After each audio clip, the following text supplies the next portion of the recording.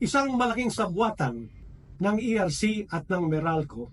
Ito po ang ating nadadama sa ginawang order ng Energy Regulatory Commission. Nasigil na tayo ng 19.9 billion, nasa kamay na ng Meralco yan, pag-aari na yan ng mga consumers, ngunit ayaw pang ipabalik ng yung 19.9 billion na sobrang paniningil sa atin.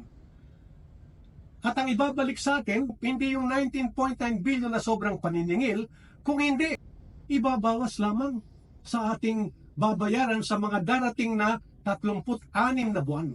Ang tanong, nasaan na yung 19.9 billion?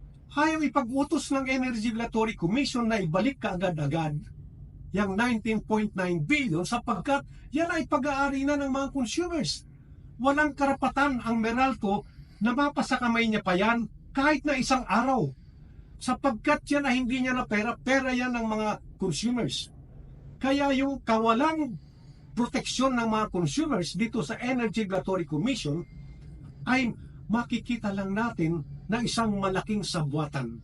Yan ang nais ipaunawa sa atin ng order ng ERC noong March 5 na pinapasoli sa atin ng utay-utay sa loob ng 36 na buwan. Nasaan ang katarungan dito? Nasaan ang hustisya?